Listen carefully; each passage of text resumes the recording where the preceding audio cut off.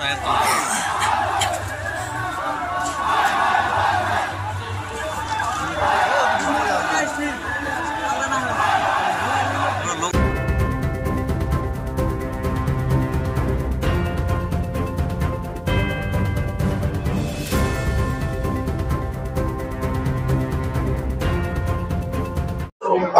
আপনাৰ চাইছে ধুবুৰী জেলাৰ অন্তৰ্গত আগমনী আজি আমি ধুবুৰী জেলা আকাশেৰ উদ্যোগত আজি এই জোৰ সমত কাৰ্য কৰিব লগা পৰিস্থিতি হৈছে।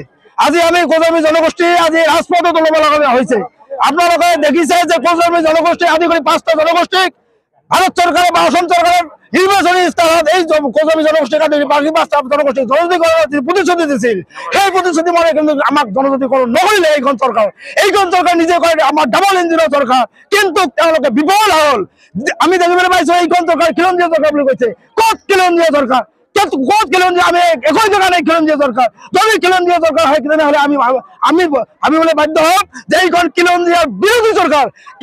কিয়নো আমি দেখিবলৈ পাইছো সৌদিনাখন 10 তাৰিখত গুৱাহাটীত যিটো চিচুটোৱাৰ উদ্যোগত যিটো গণসমাৱেশ হ'ল, এক্সিষ্টিং ট্ৰাইবেলৰ যিটো গণসমাৱেশ হ'ল আমাৰ 6টা জনগোষ্ঠীৰ বিৰুদ্ধে, আমি শুনিবলৈ পাইছো তথ্য মতে কোনোবা অসমৰ কেবিনেট মন্ত্ৰীয়ে এই তেওঁলোকক ফাইনেন্সিয়েল এছিষ্টেন্স যোগান ধৰিছে।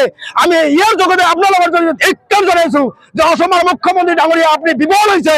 আপোনাৰ কেবিনেটৰ এজন জ্যেষ্ঠ মন্ত্ৰীয়ে আপোনাৰ এই চিচুটোৱাৰ যিটো আন্দোলন, এই 6 জনগোষ্ঠীৰ বিৰুদ্ধে যিটো আন্দোলন, এইটো কিন্তু তেওঁলোকে ইন্ধন যোগাইছে, ফাইনেন্সিয়েল ভাৱে তেওঁলোকক সহায় কৰিছে। এই কাৰণে আপনাদেৰ জড়িয়ে আমি ধিক্কাৰ অসমেৰ মুখ্যমন্ত্ৰী ডাঙৰিয়া যে আপনি এই 6টা জনগোষ্ঠী আৰ চিচুটোৱাৰ যেটো এক্সিস্টেড ট্ৰাইবেল আছে আমাৰ মাজত সংঘাত নকৰিব। যদি সংঘাত কৰিব বিচাৰে তেনেহ'লে কিন্তু পৰিস্থিতি অসমৰ ভয়াৱহ হ'ব।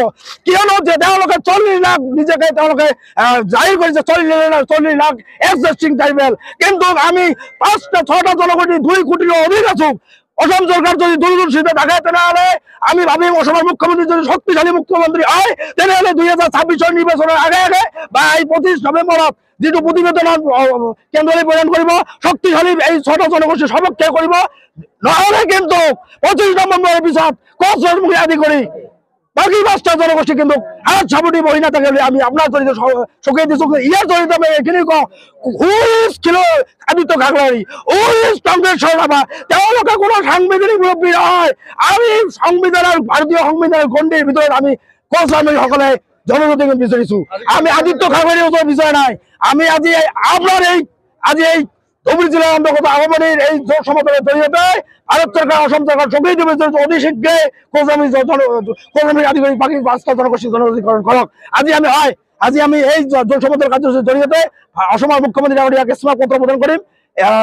আমি আপোনালোকৰ জৰিয়তে ইয়াত গোট খোৱা আমাৰ ধুবুৰী জিলার অন্তর্গত বিভিন্ন আমার কোজমি জনগোষ্ঠীর সংগঠন, বিভিন্ন আমার কোজমি জনগোষ্ঠী আইমাগুলো ওলাই আহিছে।